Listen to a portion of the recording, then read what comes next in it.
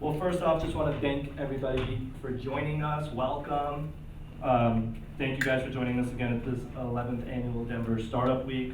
We also want to thank our title sponsors, Amazon, Capital One Cafe, Dell for Startups, and the Downtown Denver Partnership.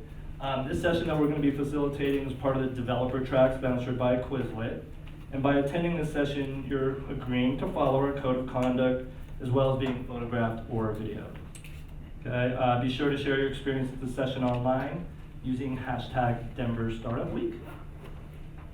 All right, now again, welcome everybody. My name is Basil Al-Shamali. I'm a technical recruitment manager at Pi Insurance, and I'll be facilitating, again, what I hope to be a really exciting panel discussion on building high-performing and scalable engineering teams and culture.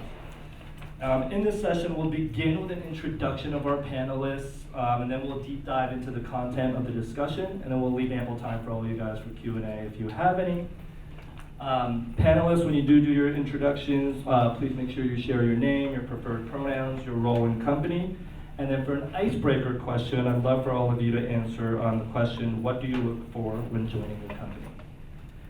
Okay, we're going to give it about 10 minutes for introductions, and then we can kind of jump into the meat of the conversation. Again, we're really looking forward to kind of having a great discussion with you guys and answering any questions you all might have around kind of the efficacy, around kind of culture and how we really build and scale high-performing teams within the engineering. All right, panelists, you guys want to go ahead and start with your introductions? Here you go, you get the mic.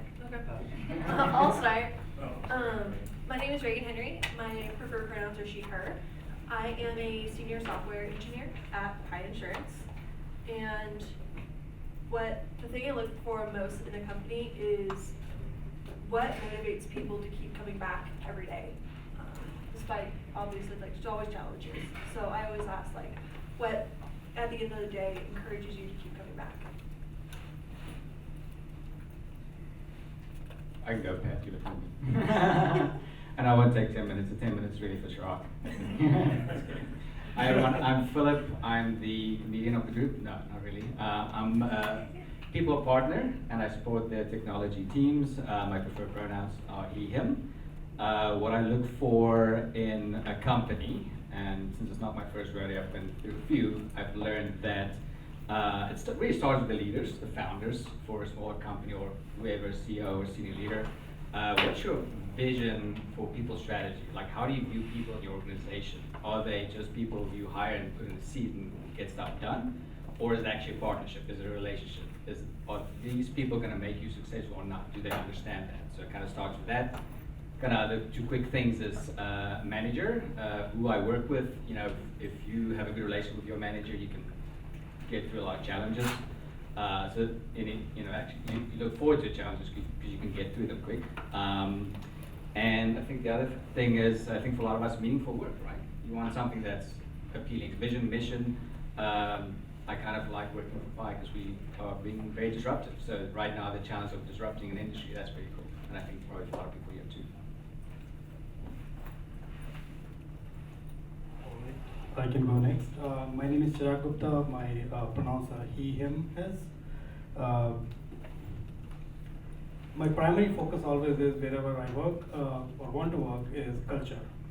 To me, culture matters more than anything else, because if you build a culture where people can fearlessly ask questions, people can really feel psychologically safe, they can trust people, there's a transparency. And building that kind of culture is really, really important. So having that type of culture is something I resonate with. And without that, I don't think I can work effectively in an environment where you don't have that. And that is one of the reasons I joined Pi, that I could see that. Second aspect is what Philip mentioned, is about making an impact. Whoever your customers are you making an impact on their life with whatever you're doing? And that is very important. If you're not doing that, that's not going to help you long term. So you want to build a lasting company, and in order to do that, you have to solve some problems. Are they real problems? Are you solving them? Are you solving them effectively? And combining all of that really made me join Pi, and all of the things I look for when I choose a company. Oh, you share your role. Oh, yes, my role is Director of Software Engineering, and I'm focused primarily on building the product for Pi. I'm Patrick. He, him, is. What do I look for? I think a few different things. Kindness, really need that in an environment, whatever environment I'm in. That's just gonna stay like that. So kindness. I also just really want, like when I'm going into interviews or whatever, I sort of want to be a little bit intimidated is not the right word, but I want to think, man, these people are really smart. And how can I fool them into letting me in the door too? So I mean, that's like the big piece is I want to be kind of just really kind of impressed with the quality of the people that are already there, their intelligence, their kindness, the way they work together, that sort of stuff. I think is that it? And then your role. Oh, manager of software engineering. Awesome, thank you, panelists. I think one thing that we took out of just everybody's quick introductions, there's a lot of intangibles that people look for, right? When looking for a role or within a specific role. And so I think a great lead-off question for this group to start off with, and I think each panelist, if we can get a response here for this question, but what are the key ingredients of a high-performing team or a high-performing culture within engineering? Anybody want to start off and kick off? I can start with that, and maybe you can pitch in. There's no one thing that you can say that you do this and you'll have a high-performing culture or high-performing team, and that will scale. There's so many things. One is, I would say top level starts with the purpose, that what purpose are you trying to really solve? And that purpose has to be clear. And once purpose is clear, then next comes the transparency, that you have a bi-directional transparency. Many times people say, hey, you're not transparent, but are you being transparent? So looking at that both sides, leadership is being transparent, and obviously it's bi-directional communication that is happening there. Then creating clarity, focus. I mean, many times we don't pay attention to that. I've seen places where you have a situation where you get, hey, we have to do 10 things, and all of them has to be done together. Okay? Context switching will kill you. People move from one task to another, and that to another, and you're like, I can't get anything done. And then people come back, hey, well, you're not delivering anything. Oh yes, because I was moving from one thing to another thing, and that's how I lost my time.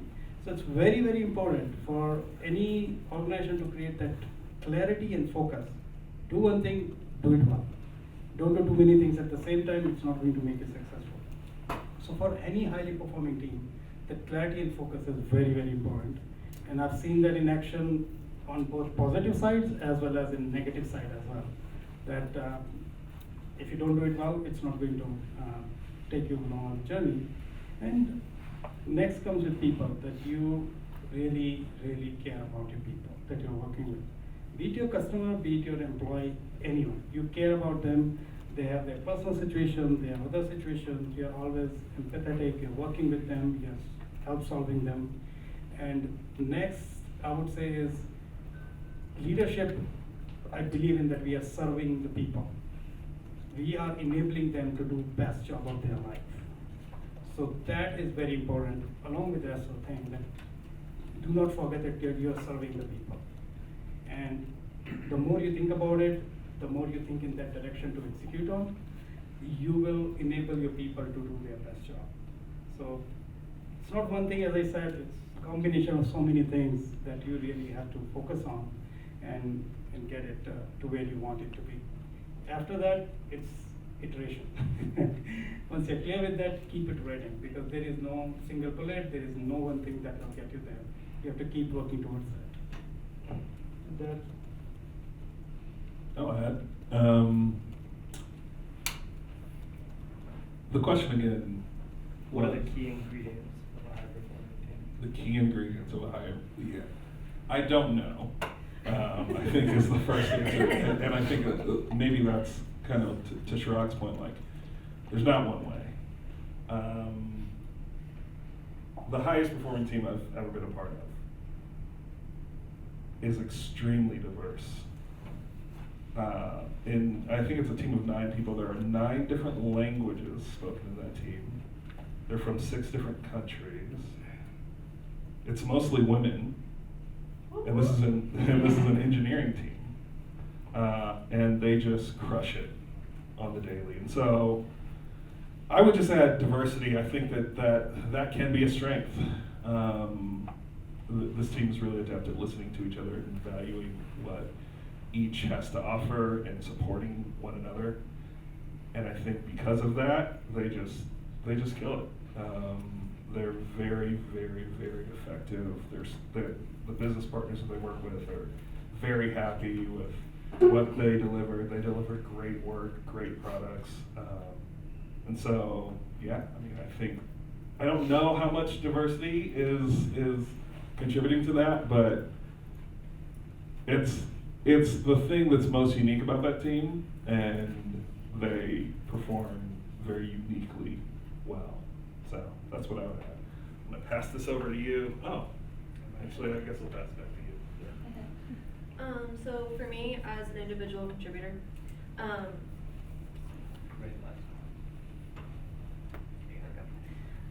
for me as an individual contributor especially, I think some of the biggest aspects are humility and learning and trust.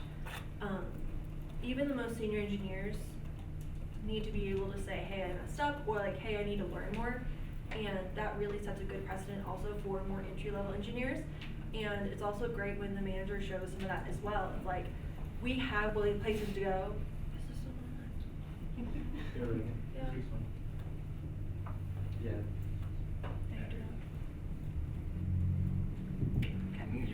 Okay.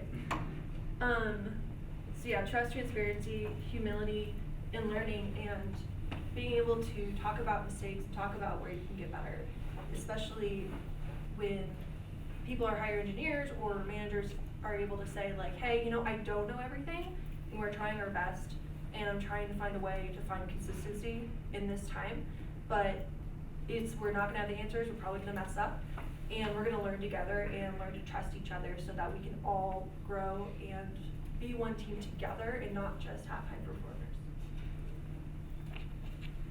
Cool. I feel before I kind of give my perspective, I'll probably just color in where my perspective comes from a little bit. So my role, people partner, sometimes known as the HR business partner in some usually bigger companies. It's kind of like the strategic arm of, I'm gonna say HR, but we don't say HR anymore. It's kind of a cuss word now. People operations. That's more appropriate. I actually come from an engineering background. I spent 12 years building software, and then I'm told I went over to the dark side to join people ops, but I argue it might be the other way around. Who knows? And so very much having been an engineer, having been an engineering manager now, people operations, working with leaders like Chirag and Pat, like how do we, and senior engineers like Reagan, like how do we get this group of very intelligent, highly motivated, passionate people to do awesome stuff together, right? It's a pretty hard question to answer. And I actually decided to like, well, let me go into the science a little bit, the people science, and I'm doing my master's in IO Psych as well. And kind of my current kind of hypothesis as well, or theories, collection of theories, is that you need 3 things. You need the right person, you need the right manager or leader, you need the right company. And so just to qualify, when I say right, it's not a binary thing, right or wrong, it's what's right for you, what's right for this context. We do know, I mean, we're not, in a lot of ways, we're having this conversation here to learn from other people. So there's a lot of learnings out there. We don't really need to reinvent the wheel in a lot of areas. So there are things that we do know. And there's some more questions come, and we'll unpack around kind of individual. I love everything Reagan said, and I think we'll unpack that more. We'll talk a lot about leadership, a lot what Chirag said about that. I want to talk briefly about the right company. And yes, company is based out of people, leaders as well. But I think the key thing for me is, I think, is the mindset of that leaders need to understand you're not going to scale quickly. You're not going to be successful unless you understand the role of the people in your company. That it's not just about hiring these perfect people that's walking out on the street here in Denver, right? I just need to find the perfect ones and book them also. Like I get that a lot, and it irks me a little bit. You gotta be the right company. First of all, none of us are perfect. We're all on the journey here. Leaders are gonna grow. You need some humility, as Reagan touched on, as well as creating that kind of psychological safety as well. And I know this panel is sick and tired of me talking about psychological safety, but it's a thing, and it's important. We don't have to relearn that lesson. We just need to remember it, right? Create that space where it's, you know what, we're doing something here. There's no magic path, no straight shot here. We gotta actually trust each other. So trust will come in. We'll talk about that a lot, and that's based on psychological safety. Because that's how you can get people to do more than just having kind of a transactional relationship. Like, you pay me salary, I'm gonna do X, Y, Z. You're not gonna scale like that. You're not gonna be the next awesome startup, you know. People will need to want to go above and beyond. And that's, you're only gonna do that if people really buy in, right? So for that, you can't expect that. That's something you have to build and actively work on all the time. Again, kind of very nebulous things. I think there are actual practical do's and don'ts in there as well. It's going to be contextual as well. Some things work better for you than for other companies. But I think just starting that mindset. If the mindset's not there, I'm not going to join the company. It's not going to work. I know that. So. Awesome, thank you, panelists. We heard some really great things. We heard a lot about, some intangibles like trust, transparency, diversity. But we also heard a consistent theme, or at least I did, around leadership and around the people in an organization. And so I want to deep dive a little bit into the leadership component that everybody has kind of mentioned, just at least at a piece of your conversation. So next question around leadership is, what are some key leadership attributes needed by a leader to successfully scale a high-performing team? The scalability piece is the focus around this question, please. I'm gonna pass that all the way to Philip, and then we'll work it all the way. Or I can start as well. Yeah, you want to. Sure, I'll help, yeah. This- I'm on a roll here, why not? I think, yeah, so the one key component, like leadership, it's a buzzword, we talk about that a lot. I think there's many ways to go about it. Again, it's about style and context. There is no one recipe. Things just, again, my observation, Philip's 2 cents here is, again, it's less about skills. Like, at the end of the day, we've got to build product. You got to build something, right? You got to solve a problem. So it comes to skills, it comes down to skills. But again, your skills don't really matter unless you approaching your work and teamwork the right way, right? If your mentality, if you're not doing it for the right motivations either. A lot of skills like planning, project planning, who does what, giving feedback, developing people, coaching, all that can be learned. Those are learned skills. The thing I've observed that's hard to, I'd say, teach, it can be developed over time, but you kind of need that as a baseline. It's a bit of what's called a growth mindset. Who's heard of growth mindset? It's kind of buzzword. So now my question would be for you is, well, growth towards what, right? Do you believe you can learn new skills and acquire new knowledge, etc.? Or do you believe that people in your employ or people in your team can also grow, right? Back in previous life when I was an engineering manager, my boss at that point gave me some of the most valuable but also toughest feedback I've ever received. And he told me that you need to believe in people more than they believe in themselves, right? You need to see that potential, that talent, and bring it out. To me, that's one of the key pieces of evidence that you are a leader. It's like you bring out the best in people, right? And that's the skills you can learn. But the kind of second thing I'll point to, you actually got to care, right? You're not motivated to do that. You're not. Why would you? It's about getting investors, your own challenges, your own insecurities. Like, we're all human, right? But it's like, well, you also got to care about the people there. What's their journey of action, coming along with you on the journey as well, right? It's up in culture, not just because of the talent market right now. Yes, I spoke earlier before the panel. Stuff to get developers, sure, right? The easy way to get them is to have them buy in, want to join. And it's not just about the mission. I think that's very important, but it's like, well, is this journey going to suck or not? It's going to be worth the challenges and the trials and tribulations, right? And I think I want to unpack that one, I know, because Chirag's looking at me. I actually kind of learned that from Chirag is adaptability, but I'm going to leave that there. No. You say it there. I don't know what's going on here. That's so chill.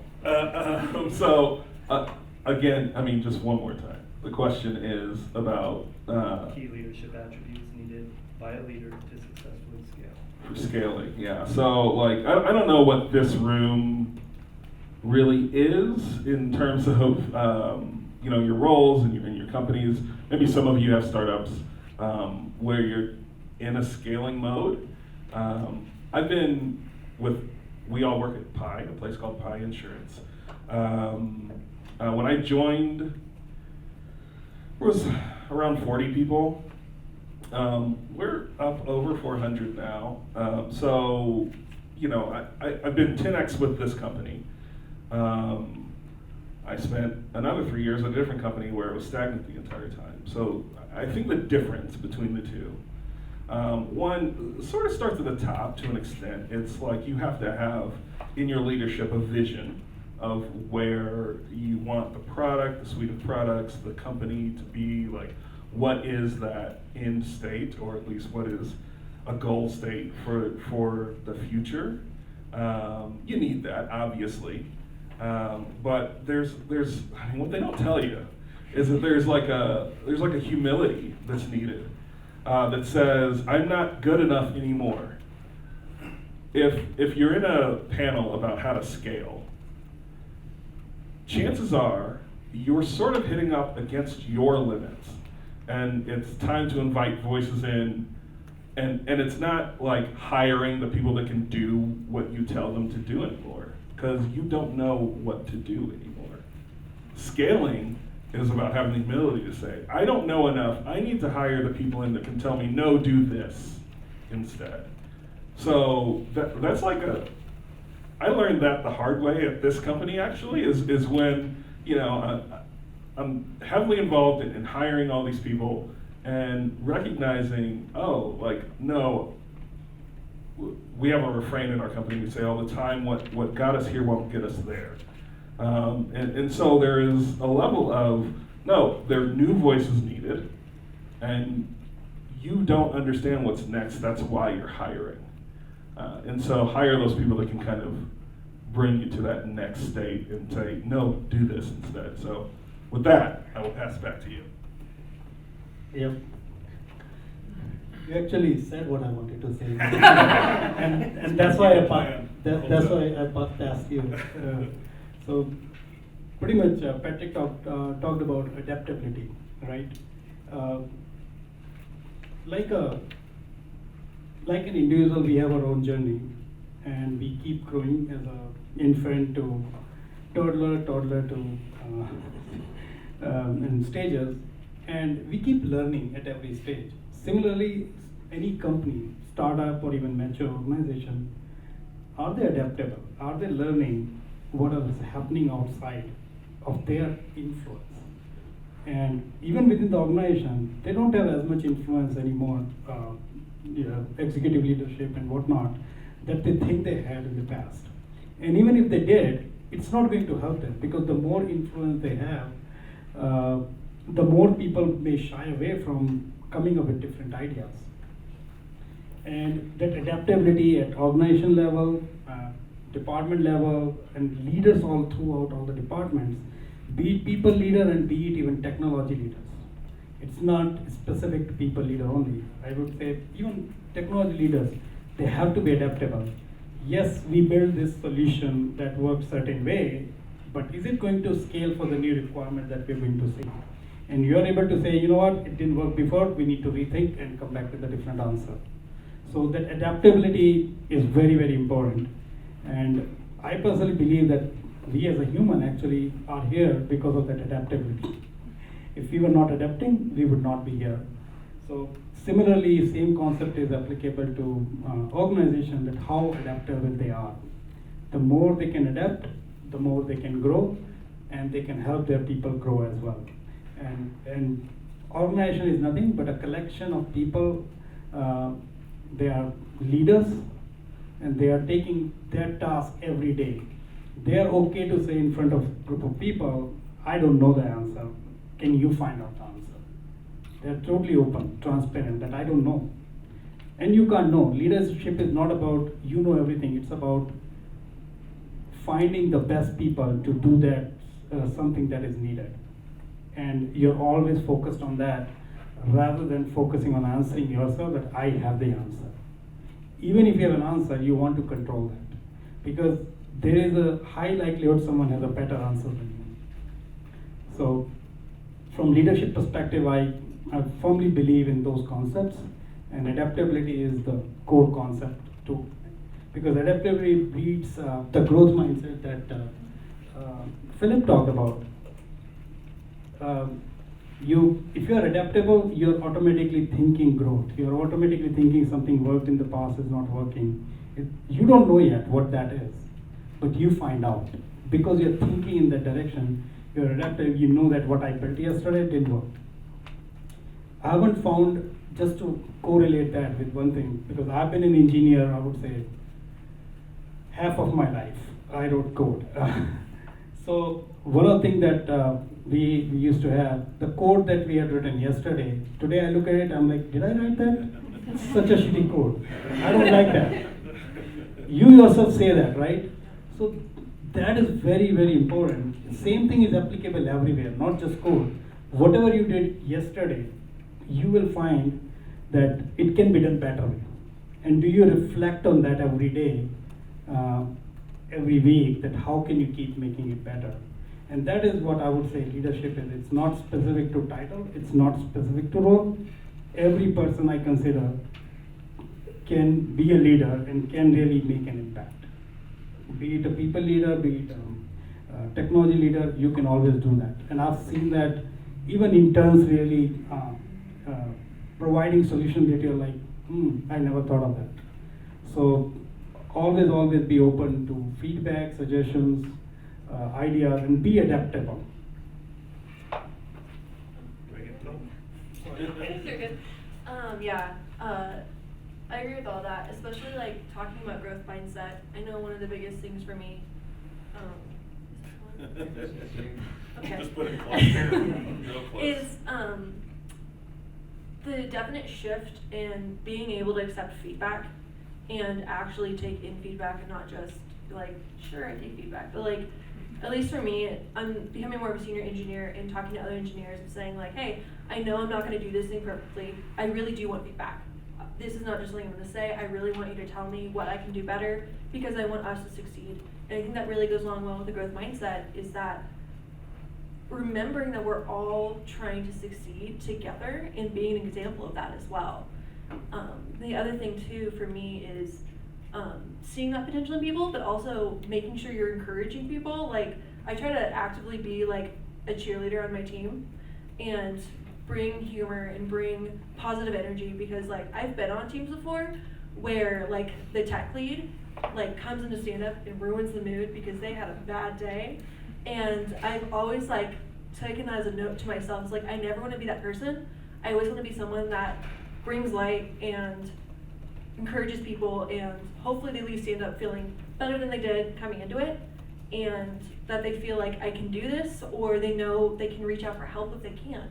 And that even the most senior engineer is allowed to ask for help, or even the manager is allowed to ask for help, and that's a safe environment for everyone. You do that very well. Thanks. Sorry, I didn't Awesome.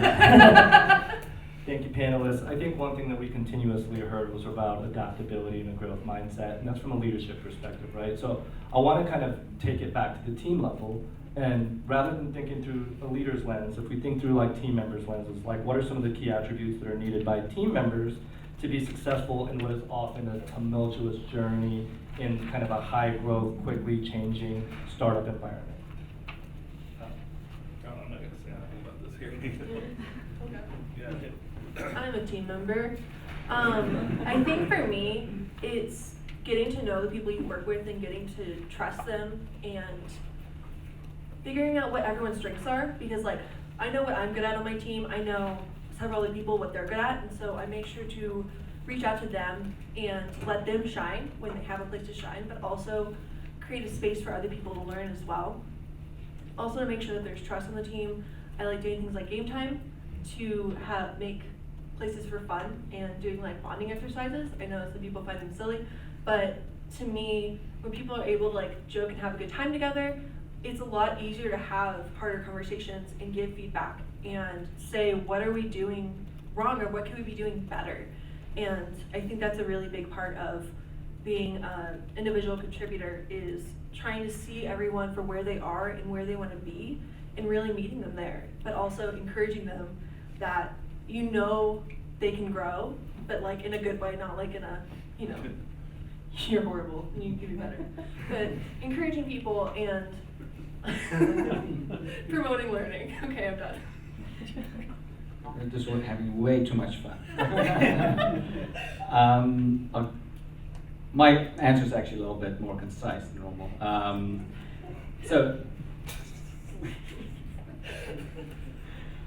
So we spoke about being the right company, the right leader, right? I think that context is important, right? You know, being the right team member does not exist in isolation.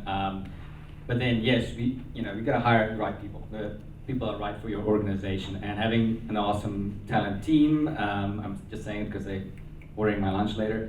But really, having an awesome hiring recruitment team matters, and then also paying attention to like, what's the type of person who's going to be successful in your organization. I think just the premise I want to be clear here is that it's not a judgment on the individual. It's an assessment of where the person is in their journey and are they going to be successful at your company, right? And for instance, person A or person is going to be more or less successful at company A versus company B. What's the difference? Not the person, right? It's the company. It's the environment.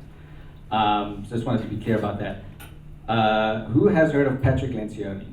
5 Dysfunctions of Team. A few people. Okay. So 5 Dysfunctions of Team is a book he wrote. He's a well-known kind of, I'd say, business and leadership thought leader. One of his probably lesser known books is called The Ideal Team Player. So again, not just a nice read. He's got humor and he's funny and all that. But I've actually he has this framework which I've actually applied in my last engineering team to great success. And so I swear by it. Again, this panel is tired of me talking about it, and no, I don't get royalties from the book. But the book highlights 3 main attributes. It says the ideal team player is hungry, humble, smart. So hungry, passionate, we spoke about that, intrinsically motivated. So that's a kind of key thing. When I'm involved sometimes in performance conversations, someone doesn't perform, it's not a skills or an ability thing, it's a desire. Like they're probably not in the right position, right? There's something missing, and why would they want to go above and beyond? So passion, humility, we spoke a lot about that. It's something that can be developed over time, but it just probably often takes a bit longer. So you kind of want people that are, and I say humble, like confident humility, not a self-deprecating humility, it's not what I'm talking about, those are very different things. But someone who are confident in what their beliefs are, what they bring to the table, which are, reasonably confident in interviews, but also realizing like, well, I don't know everything. Well, if you do find the person who knows everything, hire them and retire, and you're golden. Right, none of us are perfect. So someone who's open to kind of feedback and growing with you, going with you on that journey. And then smart. So here's the kicker. It's not IQ. IQ is important, actually. There's a lot of science that shows, yes, you need IQ. However, the people who are most successful in their roles are actually emotionally intelligent, EQ. Why? Because they'll understand like, oh, why am I frustrated? Why am I motivated? They are aware of what's going on within themselves, so that they can communicate that, share that, like, hey, this is what I need to be successful. Someone who's good at managing relationships, who's a good team player as well, who's not just inwardly focused, you do need that, right? It's not selfish, it's just self-awareness. But then also, okay, well, this is how I show up in teams, this is what my team needs, kind of sensing what's going on, like, hey Reagan, like, seems like you have a tough day, like, how can I help you, what do you need, That right there, that's the kicker. That's, teamwork makes the dream work. That, cheesy meme. That's one of my favorites. Sorry. That it really matters. So hungry, humble, smart. Thanks for being brief. That's awesome, Philip. I'll actually add an interesting situation to that. I worked in an organization where one of the staff engineer came to me and said, Chirag, why X senior software engineer is not getting promoted? And it was a very interesting discussion. I said, what do you think? I mean, what is missing? What could we do better over there? And he's like, I've been supporting this engineer and they've grown from this to this. These were their area of growth. I've been helping this person. I said, that's great. What else have you done for them? And that person talked about their one-on-one that they have, the coaching, the hard skill and soft skills where the gap was. And really, that person kept working on that senior software engineer until that person became a staff engineer at the same level. And where I'm going with that is you want to be part of a team where people care about you. They don't want to just grow themselves. They care about other people's growth within the team, within the organization. And that is, I would say, very humble experience where people are always not looking after themselves. They're looking after the team, they're looking after other people who needs what help. They always come from like, there's a positive intent and I need to help this person rather than you want to bring someone down when they're not doing well, right? Or even if they're doing well, you're supporting them, okay, these are the gaps, that is how you can get to the next level or grow in your career, personally as well as professionally. So for any strong team or a best performing team, you have to have people that support each other and improve each other. If they are not doing that, you might be part of the wrong team. Because it's just, I've seen places where people are in competition within team that who wants to get promoted first. And they step over each other. That's, to me, is not the right culture. And also, so this is part of the team, also the managers or leadership people manager realizing that, giving that credit to that leader, that hey, you are helping improve others as well. So you get the credit for that as well. It's not like you don't get any credit for that. Whatever that form is, and for that reason I firmly believe that there's a fundamental difference between senior software engineer and staff engineers role, that they basically, one of the key criteria for someone to be at that role, that they're helping improve the people own technology and people aspect. They're not just building, okay, I'm a better engineer now so I can write better software. No, that's not enough. You're thinking beyond that. And that is where this team culture and team structure comes into picture, that how you are rewarded. You're not rewarded just for the code you write. And that's, those are the, I would say, hidden things that I personally feel are really very important for any team culture. I don't have anything to add to this, but I just, Philip, the ideal team player, Yeah, that's right. is that Patrick Lencioni? That's right. Okay, I just wanted to make Pretty sure. sure I I got did it. Have you? Maybe. I listen in all of our conversations. I say a lot of things. Awesome, thank you for that discourse and conversation. I think we've talked a little bit about leadership attributes. We've talked a little bit about team members that you're looking for and that ideal attributes for team members to flourish in startup environments. I think one really challenging piece, especially for really fast-growing small startups or organizations that are looking to scale, is really balancing the growth and development of an individual against kind of that scalability and the growth trajectory of a company. And so what I wanted to ask this panel is, how do we balance the growth and development of an individual with the pressure and expectations of a fast-growing and high-performing organization? If we can be brief, maybe half the amount of time that we spent on the last question. Okay, I'll just say what I'm gonna say and then pass it to you. Those aren't at odds concerns. So investing in one, essentially this is a balance between, and I think Philip, you're probably going to talk about this a little bit, but it's the balance between a long-term and a short-term kind of need. And so if you're going to scale, this is about scaling, right? If you're going to scale, you can't do that without long-term investment. But in the long term, we're all dead, right? Like if you don't meet those short-term needs, you don't make it to the long term. So those are two things that you need to do. We have, so I use, this is something very tactical, but I use something called the Eisenhower prioritization matrix. Maybe you've heard of it. It's basically two axes, importance, urgency, right? So if something's not important and not urgent, don't do it. If something's urgent but not important, delegate it. If something's both, then do it now. But if it's important but not urgent, and that's where I think the personal development piece goes. If it's important but not urgent, you need to plan it.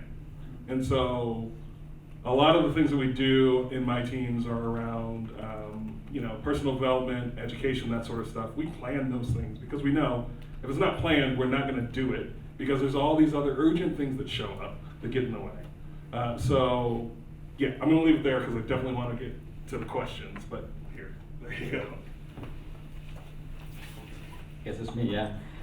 Thanks for setting that one up, Pat. I think you're right. I think, and just to be clear, I mean, it's not easy, right? It's challenging. There's pressures to build stuff, deliver, prove value, get more investment, and keep that, just keep head above water, really. So I just want to acknowledge that. However, this is the challenge, the mantle of leadership is that your success, your company's success, depends on your judgment of knowing when to push and when to develop, right? And like Pat said, when development is often kind of seen as not urgent but important, it's kind of always there but not quite there. So you got to be intentional. You do have to plan for it. And yes, you can hire some smart people or the right people later on, but you're also going to need some people who carry you to that point as well, right? And probably beyond as well. So it's going to be a balance, and it's going to be different for everyone. So just practically, so we spoke about baseline, right? You're the right company, you're hopefully you're trying to be the right leader, and you also have the right people. Now you got to put that together. And again, being intentional, some basic things you can do is like have a plan, IDPs, individual development plans. Kind of think, when you have check-ins for your people, hopefully you do. Talk about what does development look like. What are the things? What are your ambitions? What drives you? It comes back to the why, the hunger. What's that hunger? So at least you can be aware of it. When stuff needs to get done, you can have the back of your mind. Person X or Y. They love this thing. Let me check with them. Maybe they can run with this. And the amazing thing is when I've seen that in practice, people surprise you. They blow your expectation out of the water. Why? Because they have the passion. Somehow lined up what the company needs, what the person wants to do. If you can find that alignment, that is how you scale, and that's how you beat the competition. That's where you win. Again, it's not always going to happen, but look for those opportunities. Feedback and coaching. It's a very teachable skill. It's something that I think that's a hot topic at Pi for us, like for everyone. Really, it's just not something we as leaders are taught. Like, tell me which grade we taught feedback and coaching. Right? Nowhere. So. Not even part of MBA. So it's a basic skill. There's a lot of books, there's a lot of TED Talks, a lot of YouTube stuff. So it's a very accessible skill. You can do that today. You don't need an LVP department. I don't know why you're laughing, Richard. Probably, yeah. A lot of conversations we've had. Spoke about stretch opportunities. Look for stretch opportunities, right? And again, judgment, it's going to be challenging. Like setting someone up, like believe in them. Tell them I believe in you. And set them up for that stretch opportunity. Yes, you can stretch them too far, and it can be too much. Again, it's going to be judgment. It's going to depend on your scenario and from situation to situation. Later on, like we're now kind of putting on our big boy and girl pants, etc. Right? We have the learning management system, very expensive. You don't need that per se. There's a lot of stuff out there. Those are nice things that come in the future. Having a learning organizational development department.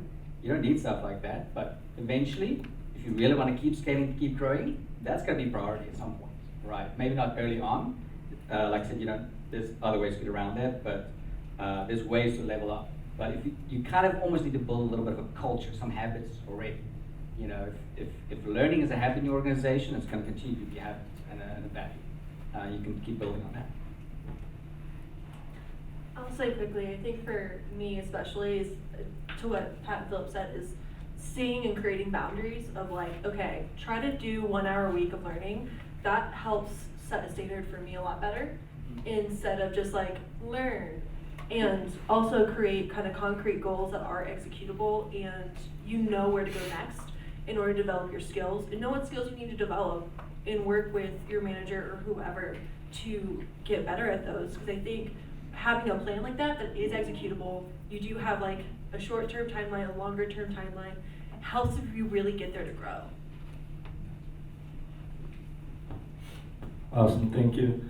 Philip talked a little bit about being intentional, so I'm gonna be intentional in making sure we cut off and we allow time for everybody to ask some questions. If we can spend maybe like 2 minutes before we get to the questions, so really quickly, if anybody wants to answer this, I do want to close it out with just kind of a quick closing question for the panel. Looking at the audience, you know, what is the one thing you'd like the audience to take away as they go out and build their own startups? Maybe just a couple of panelists, if you guys want to answer, take a minute or two, and then we can open it up for QA. I can start with that.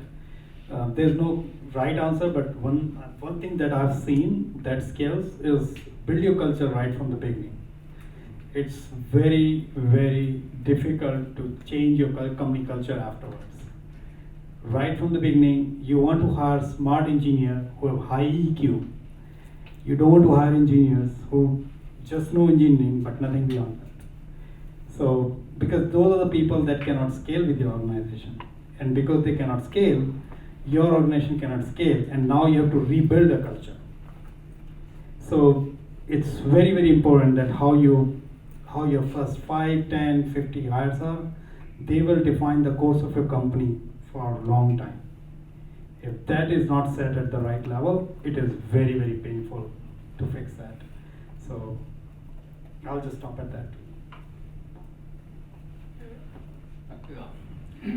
I think, and this wasn't planned, but as I'm listening to everything we've said, he has a lot of wisdom, a lot of smart things, and it probably can sound overwhelming. It's a lot of stuff. I think part of that, you know, just being, I guess, kind to yourself, and I think be patient, right? Rome wasn't built in a day, right? We like that saying. In that we're all on a journey. Start small, and yeah, and enjoy it, right? I mean, there's perfection is unobtainable. I'm a golfer, and how many golfers are out there? Like, it's never good enough. Like, enjoy the fruits and successes as well, right? And realize it's not going to be perfect, and it's messy. That's the thing I've learned as a recovering perfectionist. Appreciate the messiness and the humanity in that. And that's how you become the best version of yourself and help the people around you become best versions of themselves. I guess I'll say one sentence, just quickly. I mean, you, where you are, as you are, with what you have, are already enough to do what you need to do right now. So just get started. That's the really only discipline you need. Get started, you're enough for right now. That's it. Awesome. Thank you guys very much. Can we give a hand of applause for panelists?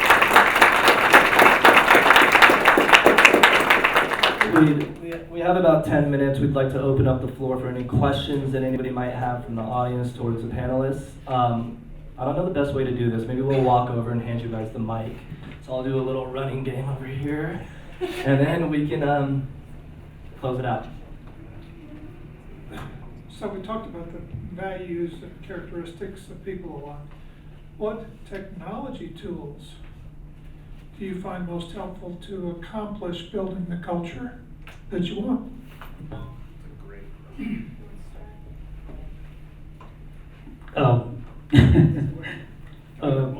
Philip may have more answers. There are many tools. We use many survey tools to understand, to learn engagement, to learn how people are doing, they have any feedback about things. So continuous feedback cycle, because you want to learn what you're doing well, what you're not doing well. It's not a one-way street. That is at the organization department level. Other tools that are there that I use it also is you have to have weekly or bi-weekly one-on-one with the people that report into you. You can use any tool, but more than that, having those effective one-on-one. Those one-on-one should not be about taking a status, hey, how did this project go or that project go? That should be really reflecting on how we can help each other. What are the areas that you have some challenges, or I even have some challenges that, hey, these are things that are happening throughout the organization, I need your help, or things like that. And another, beyond one-on-one is monthly, I would say, career check-in. So I maintain a document with the people that report to me that they monthly write down their impact that they've made throughout the month. And that impact is more about how did they make that impact, what was the problem. So it has full star model there, that what was the problem, how did they look into solving that, where they are in that journey, and what is the outcome. So that really helps them grow. And if you have any feedback as a leader, you provide them, hey, could there be other ways to improve that? Could there be other ways to do that? And also have some development goals for that person. These two, you can say, practices or tools have really helped a lot in building the people. And besides that, I would say more at the organization level, every role should have a clear rubric of what is the expectation from that role. And that should also be discussed with those individuals, because if they're not clear about what is expected out of them, how can you ever say you're doing well or not?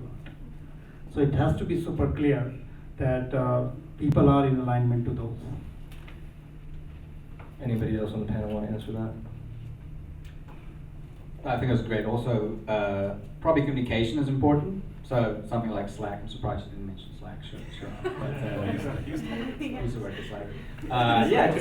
I mean, we're not like not being co-located much. I mean, I guess it varies, but if you're not, especially if you're not co-located or if it's a flexible work environment, you want to have kind of rules of engagement around communication.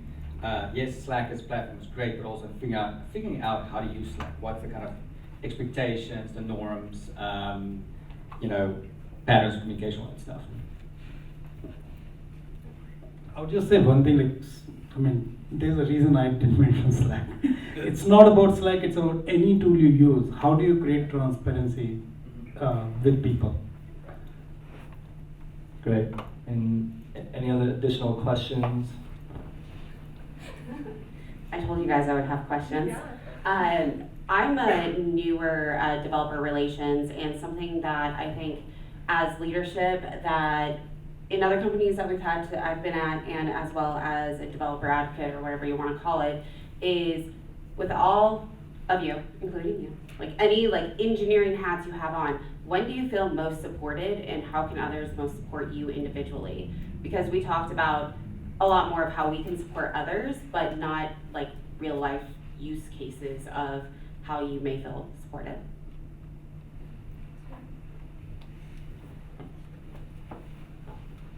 I think for me is when I'm able to have what feels like a peer conversation with my manager and talk about team dynamics, how am I feeling, how is the team feeling, where do I feel like things are going right now, and I feel heard, and I also feel like the appropriate action items are taken, or just you know what, I just need to vent, it's okay, or it's or there are suggestions why don't you talk about this with this person, and the constructive ideas, they're not just tech growth, but how do you grow as people, and how do you grow as people who relate to other people?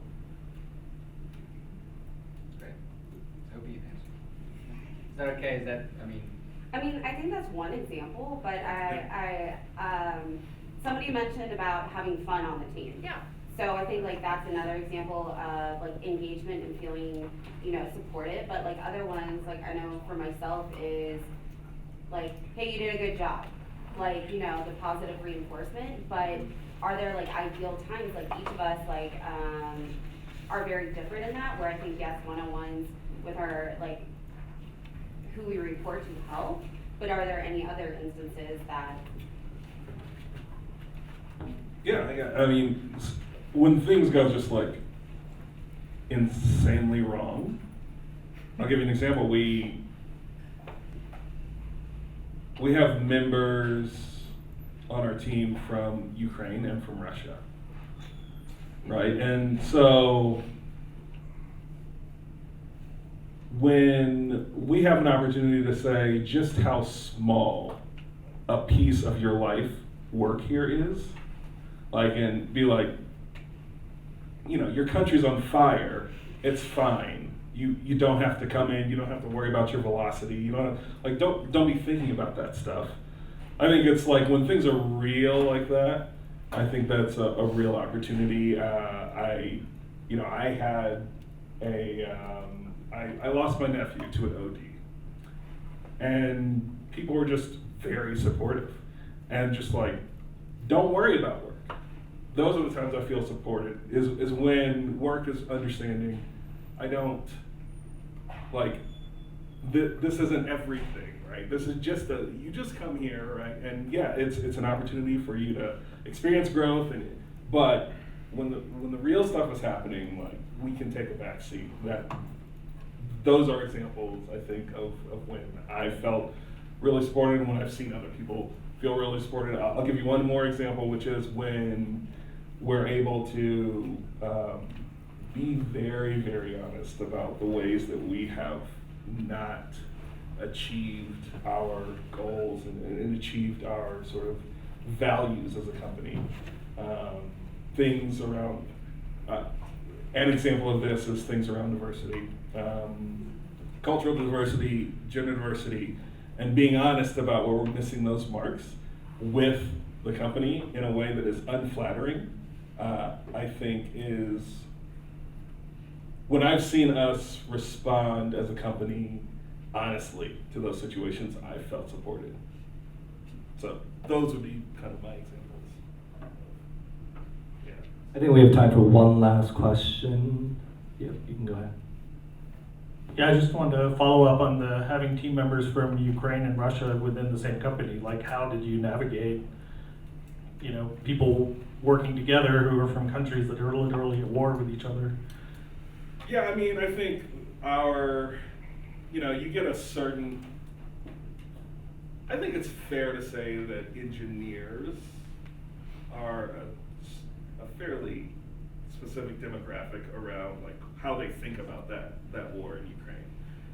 And so even if they're from Russia, it's fairly uniform that people feel like, okay, this is like not a situation that should have happened had any reason to happen. And so it's not that they were necessarily at war with each other, right? And also most people have family on both sides, so there is some understanding there. But I think the biggest way that, I mean, we didn't do so great sometimes, but I think the best thing that we did was just around, let's maintain respect in talking to each other, but then also let's create the space that if you need to take some time, take some time. This is like way bigger than work, so take some time. I think that's the biggest thing, but to each other, everyone was pretty cool. Thank you guys. I want to thank the panelists for a really, really great conversation. I think I've learned a lot, and there's a lot I can take away. I want to thank everybody for joining us again. If there were additional questions that we didn't get to, please feel free to find any of the panelists here, ask your questions in person. They're happy to take them on. Again, we appreciate everybody joining. Thank you very much.